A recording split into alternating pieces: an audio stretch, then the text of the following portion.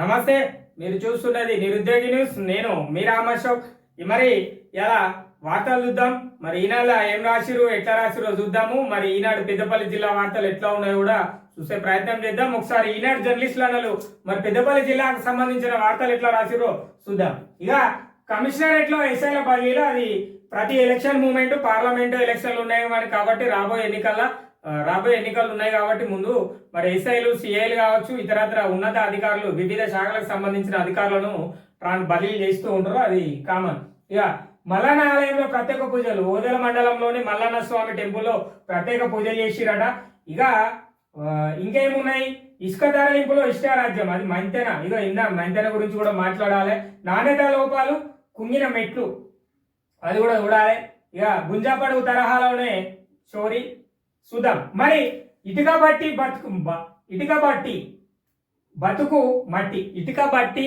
బతుకు మట్టి అన్న హెడ్డింగ్ బాలే పెట్టిండు. మరి ఎందుకు పెట్టిండో చూద్దాం.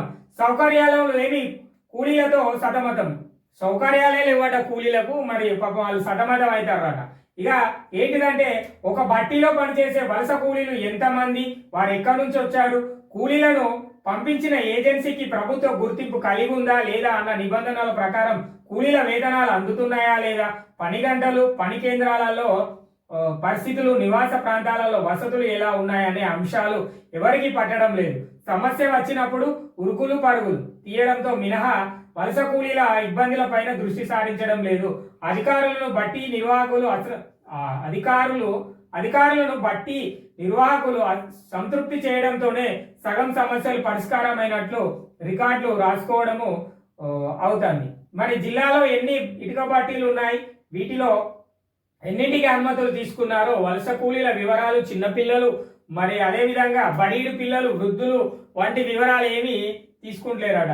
మరి కార్మిక సంక్షేమ శాఖ ప్రయత్నాలు చేయడం లేదని విమర్శలు. గౌరెడ్డిపేట ఇటుక బట్టీలోని 2 కూలీల మృతి చెందిన తర్వాత వెల్లువెత్తుతున్నాయి. అంటే గౌరెడ్డిపేటల ఇటుక బట్టీలట. పెద్దపల్లి దగ్గర గౌరెడ్డిపేటల ఇటుక బట్టీలు 2 చచ్చిపోయారట. మరి వాళ్ళు ఒరిస్సాకు సంబంధించిన వాళ్ళు ఇతర వలస కూలీలే ఉంటారు.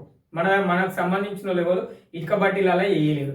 ఇక అయ్యా ఇటుక బట్టీల యాజమానులారా, నేను అడుగుతున్న ఒక ప్రశ్న మీ అందరికీ సూటిగా. మరి మీరు కనీస సౌకర్యాలు కల్పించకుండా మీరు తక్కువ వేతనంతో వారిని ఎలా పని చేయించుకుంటారో మీరు చెప్పాలి. మరి రెండో ముచ్చట, మరి వాళ్ళకు కనీస సౌకర్యాలు నేను కొన్ని ప్రాంతాలలో చూసిన. ఎక్కడ చూసినా అంటే మంతిని నుంచి పెద్దపల్లి వైపు వెళ్లే దారిలో ఇటుక బట్టీలు ఉన్నాయి.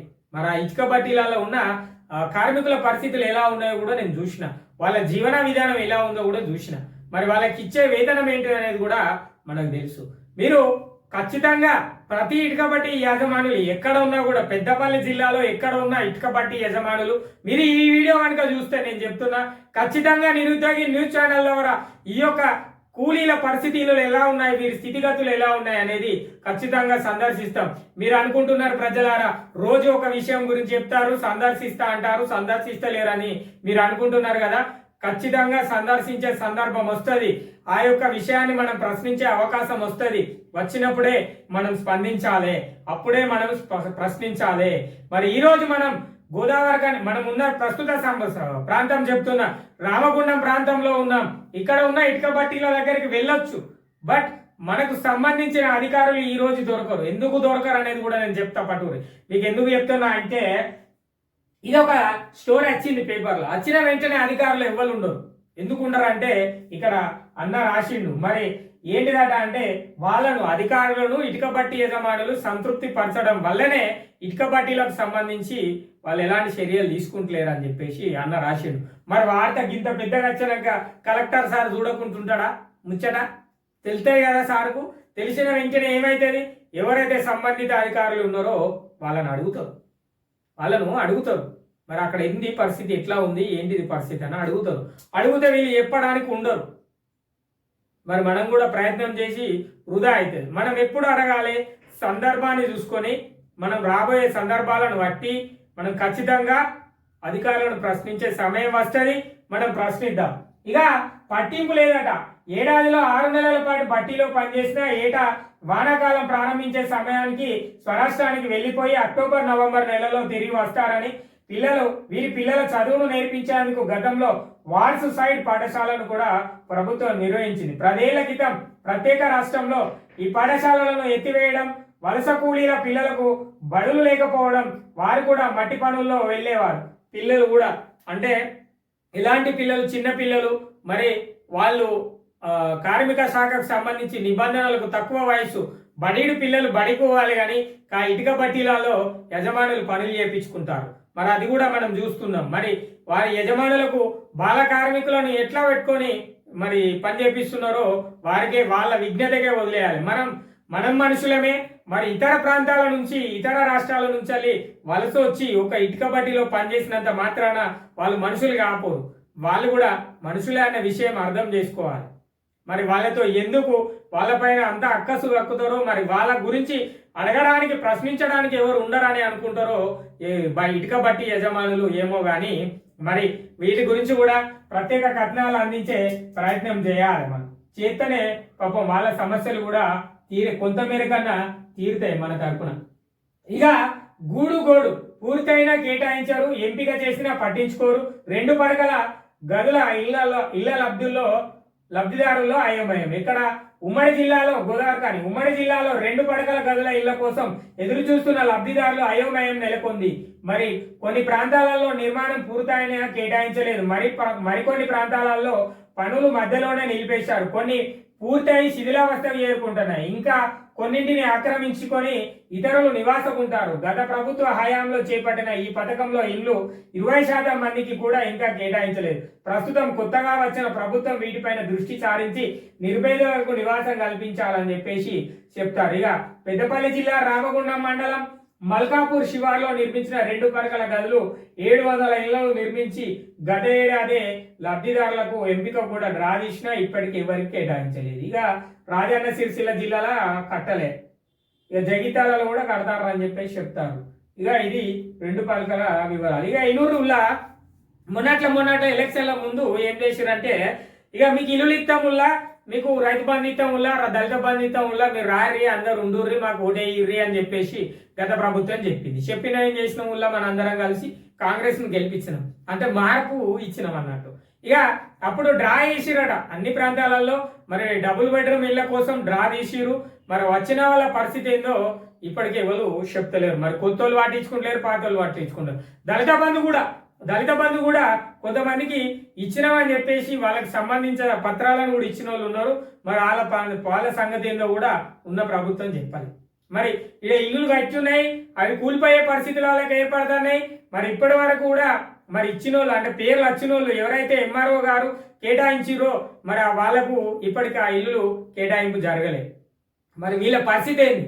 మరి ప్రభుత్వం ఆలోచన చేయాలి, స్థానిక ఎమ్మెల్యేలు ఆలోచన చేయాలి, మరి కార్పొరేషన్ అయితే మేయర్ ఆలోచన చేయాలి, మరి మున్సిపాలిటీ అయితే మున్సిపల్ అయితే చైర్మన్ ఆలోచన చేయాలి. మరి వీళ్ళందరూ ఆలోచన చేస్తేనే కదా మరి ఈ డబుల్ బెడ్రూమ్లు అనేవి ఎవరికైతే డ్రాల వచ్చిరో, అంటే ఎవరికైతే కేటాయించిరో వాళ్ళు తీసుకుంటారు. అంతేనా? లేకపోతే మరి కొత్త ప్రభుత్వం ఏర్పడింది, మేము అందరి ఇవన్నీ తీసేసి కొత్త వాళ్ళకు, అంటే మా పార్టీకి సంబంధించిన వాళ్ళకి ఇస్తామని ఏమన్నా ఆలోచనలు పెట్టుకున్నారా? మరి అట్లాంటి ఆలోచనలు ఉంటే ముందే చెప్పుర్రి. ఇక పాతోళ్ళు మళ్ళా మార్పు కోరుతాం. పార్లమెంట్ ఎన్నికలు ఉన్నాయి, మరి అందులో మార్పు కోరే అవకాశం మాకు ఉంటుంది. మరి మీరు ఏ విషయాన్నైనా ముందు చెప్తే కొంత మేరకు బాగుంటుందని మేము అనుకుంటున్నాం. మరి ఇట్లాంటి వాటిపైన నాయకులు స్పందించుర్రు, అధికారులు స్పందించుర్రు. మరి ఎందుకు ఇంతగానం ప్రజాధనాన్ని ఇలా వృధా చేయడం? ప్రభుత్వ ధనం అంటే ప్రజాధనమే కదా, మరి ఎందుకు ఇంతగానం కట్టి వాటిని ఎందుకు శిథిలావస్థ స్థితికి తీసుకెళ్తారో మీకే తెలియాలి. మరి మీరు ఎప్పుడు వీటి మీద తీసుకుంటారో చూద్దాము. స్థానిక ఎమ్మెల్యే రామగుండం నియోజకవర్గమైన, మంత్రి నియోజకవర్గమైన, పెద్దపల్లి నియోజకవర్గమైన ఈ స్థానిక ఎమ్మెల్యేలు ఎవరినైనా కూడా నిరుద్యోగి న్యూస్ రాబోయే రోజులల్లా ఖచ్చితంగా ఈ గోడు మరి ఇతరాతర సమస్యల మీద ప్రశ్నించే అవకాశం ఉంటుంది. మరి ఖచ్చితంగా వాళ్ళ దగ్గరికి వెళ్తాం, వారు ఏం చేస్తున్నారు, మన దగ్గర ఉన్న సమాచారం కూడా వారికి చెప్పే ప్రయత్నం చేద్దాం. ఇక నాణ్యత లోపాలు కుంగిన మెట్లు. పెద్దపల్లి వ్యవసాయ మార్కెట్ కమిటీ ఆధ్వర్యంలో చేపట్టిన దుకాణాల సముదాయ నిర్మాణ పనుల్లో నాణ్యత కొరవైంది. ఇక ఏడైనా అదే కదా పరిస్థితి. వేడిగడ్డ సొంచిదే కూలుతాంది, అంటే పగులు వేలి కుంగిపోతాంది. ఈ చిన్న 2 మెట్లను అడిగినోడవాడు ఇది పరిస్థితి. ఇది గత ప్రభుత్వం కట్టిన ముచ్చట్నే కాబట్టి నేను చిన్నగా చెప్తాను. ఇక ఇసుక తరలింపులో ఇష్టారాజ్యం, ఇక అది ఎక్కడ మంతెన గురించి మాట్లాడుకోవాలంటే మనం సార్తోటే మాట్లాడాలి, మనం ఎవరితో మాట్లాడద్దు. ఇది మరి ప్రభుత్వ నిబంధనలకు విరుద్ధంగా ఇసుక క్వారీలో యజమానులు ఇష్టారాజ్యంగా వ్యవహరిస్తూ క్వారీలను నడుపుతున్నారు. మరి క్వారీల వద్ద కాంటాలు ఏర్పాటు చేసి తూకం వేయాల్సి ఉన్నా అలా ఏర్పాటు చేయకపోవడం, మంత్రిలోని రైస్ మిల్లుల వద్ద ఇసుక తూకం వేయడం, జయశంకర్ భూపాల్పల్లి జిల్లా మలహార్ మండలంలోని క్వారీలు, ముత్తారం మండలంలోని పలు క్వారీల వద్ద కాంటాలు ఏర్పాటు చేయకుండా లారీలలో ఇసుక నింపుతున్నారు. ఇటీవల కాంగ్రెస్ ప్రభుత్వం ఇసుక క్వారీలపైన నిఘా పెట్టడంతో పాటు ప్రభుత్వ నిబంధనలకు విరుద్ధంగా ఇసుక క్వారీలు పెడితే కఠిన చర్యలు తీసుకుంటామని హెచ్చరించినా కూడా పట్టించుకుంటారట. దీంతో హైదరాబాద్కి ఇసుక రవాణా చేసే లారీలు మంతెనలో తూకం వేసుకుంటూ ఇసుక ఎక్కువగా ఉంటే అక్కడే తీసేస్తున్నారు, తక్కువ ఉన్న లారీలో ఇసుకను నింపుతున్నారు. అధికారులు దృష్టి సారించి మీరు గత ప్రభుత్వం చేసిందే మళ్ళీ మీరు చేస్తారు కదా మంత్రిలా. మరి సారు శ్రీధరబాబు సారు జర ఇసుక మీ నియోజకవర్గమే సార్, జర దయచేసి ఆ ఇసుక దందాలు ఏందో చూడరు. మరి గతంలో చేసిన పాలకుల వల్ల మన మంతెన బాగా చెడిపోయిందన్న ముచ్చట మీకు తెలిసిన ముచ్చటనే. మరి మళ్ళీ మీకు చెప్పే అంత స్థాయి కాదు మాది. మరి మీరు కూడా ఒకసారి మంత్రిని నియోజకవర్గం వైపు దృష్టి పెట్టుర్రి. మరి మీకు వెళ్తుంది ఈ ఇసుక బాధలేదన్నది. ఇక స్టార్ట్ అయింది కదా ఇసుక పట్టుకపోడు. ఇలా సమ్మక్క సారలమ్మ జాతర ఉన్నది, వాహనదారు అది ప్రజా రద్దీ ఉంటుంది ఆ రోడ్డు పైన, పెద్దపల్లి నుంచి మంత్రిని అదే భూపాల్పల్లి వరకు. అదే విధంగా ఈ ఇసుకలు ఇసుకను పట్టుకోపోతారు, దొంగతనం చేస్తా అంటారు, మనమేమో జాతరకు పోతా అంటాం. మరి చూడూరు సార్ జర ఇసుక దందా ఏందో, ఇష్టారాజ్యం, లైసెన్సులు లేవు, ఏది లేదు, ఓ పత్రం లేదు, కాగితం లేదు, వాళ్ళు ఇసుక దందాలు చేయడం ఏందో. మరి మీ నియోజకవర్గం మీరు రాష్ట్ర మంత్రిగా వ్యవహరిస్తున్నారు, మరి ఒక్కసారి మీ నియోజకవర్గం వైపు జర చూడూరి. మరి అక్కడ సమస్యలు కూడా చాలా వరకు తలెత్తే అవకాశాలు కూడా ఉంటాయి. మరి గతంలో చనిపోయిన ఇసుక లారీలతో మీరే ధర్నాలు చేసిరు. మరి మీకు తెలిసిన ముచ్చట్లే, మీకేం కొత్త ముచ్చట్లు కాదు ఇవి. మరి మీరు ఒకసారి వీటిపైన కొంచెం నజర్ పెడితే బాగుంటుందని మా ఆలోచన. ఇక గుంజపడుగు తరహాలోనే చోరీ. గుంజపడుగు ఎందుకు తరహా? 3 ఏళ్ల క్రితం గుంజపడుగు బ్యాంకులో జరిగిన చోరీ తరహాలోనే గోదావరికని గౌతమి నగర్ ఏటీఎంలో 27,75,000 రూపాయల నగదును దుండగులు ఎత్తుకపోయారు. గత 3 సంవత్సరాల క్రితం మంత్రి మండలం గుంజపడుగు ప్రాంతంలో ఏటీఎంలో, ఎస్బీఐ ఏటీఎంలో దొంగలు, ఇతర రాష్ట్రాలకు సంబంధించిన దొంగలు వచ్చి అక్కడ ఆ ఏటీఎంలో ఉన్న మనీ అంతా పట్టుకోపో అంటే డబ్బులను తీసుకెళ్లారు. సేమ్ అదే స్టైల్లో మొన్న గోదావరి కనిలా గౌతమి నగర్ ఏరియాలో జరిగిందని చెప్పేసి చెప్తున్నారు. మరి వాళ్ళు ఏమేమి వాడారు? మందమరి సమీపంలో పడేసిన గ్యాస్ కట్టర్, వాళ్ళు వాడిన గ్యాస్ కట్టర్ దొరికిందట. మరి ఏటీఎం క్యాష్ బాక్సులు కూడా దొరికినాయి. అంటే వాళ్ళు ఏటీఎంలలో పెట్టే డబ్బులు, ఏటీఎంలో ఒక డబ్బా ఉంటుంది, ఆ డబ్బాలో పెడతారు, ఆ డబ్బా కూడా దొరికిందని చెప్పేసి ఎవరు పోలీస్ శాఖ వాళ్ళు చెప్తున్నారు. ఇక పోలీసు వాళ్ళు ఏం చేస్తారట అంటే ప్రత్యేక బృందాలుగా విడిపోయారట. ఏటీఎం చోరీ నిందితులను పట్టుకునేందుకు పోలీసులు ఇతర రాష్ట్రాలకు చెందిన పాత నేరస్తుల వివరాలను సేకరిస్తున్నారు. మరి వారు ప్రస్తుతం ఎక్కడున్నారో తెలుసుకుంటున్నారు. గుంజపడుగు బ్యాంకు చోరీలో పాల్గొన్న నిందితులు మహారాష్ట్రలోని పలు బ్యాంకుల్లో చోరీలకు పాల్పడిన పాత నేరస్తులుగా గుర్తించారు. అక్కడ ఇదే తరహా చోరీ కేసుల్లో జైలుకు వెళ్లిన వారిని జ్యుడిషియల్ కస్టడీ నుంచి తీసుకొచ్చి అరెస్టు చేస్తారు. మరి మహారాష్ట్రలో 2 బ్యాంకులు, ఒక ఏటీఎం, ఒక బంగారం విక్రయ దుకాణంలో చోరీకి పాల్పడిన వారే గుంజపడుగు బ్యాంకు చోరీకి పాల్పడినట్టు అప్పట్లో నిర్ధారించారు. తాజా ఘటన అదే విధంగా ఉండడంతో పోలీసులు విచారణ చేపడుతున్నారు. సరిపోలని వేలి ముద్రలు, అక్కడ వాళ్ళు దొంగతనం చేయగా వాళ్ళు ఏలి ముద్రలు పడతాయి, అవి సరిపోతలేవట. నిందితులు వేలి ముద్రలను పోలీసులు సేకరించారు. ఈ ప్రాంత నేరస్తులు విచారణ వివరాల్లో సరిపోవడం లేదు, ఇతర రాష్ట్రాలకు చెందిన పాత నేరస్తులే ఈ ఘటనలో పాల్పడినట్లు పోలీసులు, అంటే వేరే రాష్ట్రం వాళ్ళు చేసిర్రు. మరి మన రాష్ట్రానికి సంబంధించిన దొంగల నేరస్తుల చిట్టా ఉంటుంది వాళ్ళ దగ్గర, దాంతో మ్యాచ్ చేస్తే అంటే వాటితోటి సరి చూస్తే అవి సరిగా ఉండట్లేదు. మరి ఇతర రాష్ట్రాలలో అయి ఉంటారు. మరి ఖచ్చితంగా వాళ్ళని వెతికే ప్రయత్నం చేద్దామని చెప్పేసి ఎవరు చెప్తున్నారు? ఆధారాలు సేకరిస్తున్నామని చెప్పేసి తుల శ్రీనివాస్ ఏసీపీ గోదావరి కానీ సార్ చెప్తున్నాడు. ఏసీపీ సార్ చెప్పేది ఏంటంటే శ్రీనివాస్ సారు, మరి గౌతమ్ నగర్ లో చోరీకి పాల్పడిన నిందితులను పట్టుకోవడానికి పోలీస్ బృందాలు రంగంలోకి దిగాయి. అన్ని రకాల ఆధారాలను సేకరిస్తున్నాం, నిందితులను త్వరలోనే పట్టుకుంటామని చెప్పేసి సార్ చెప్తున్నారు. ఖచ్చితంగా రామగుండం సిపి పరిధిలో పనిచేసే పోలీస్ శాఖ అధికారులు చాలా చాకచక్యంగా వ్యవహరించి గతంలో 3 సంవత్సరాల క్రితం జరిగినప్పుడు గుంజపడుగులో ఎలా అయితే గుంజపడుగు సంబంధించి కేసులో దొంగలను ఎలా దొరకబట్టారో అదే విధంగా రామగుండంలోని గౌతమి నగర్ కు సంబంధించిన ఏరియాకు సంబంధించిన కేసులో కూడా ఖచ్చితంగా పట్టుకుంటారు. వాళ్ళు పట్టుకుంటారనే మనం ఆశిద్దాం. ఎందుకంటే వాళ్ళ యొక్క చాకచక్యాలు చాలా కేసులలో చూసాం మనం.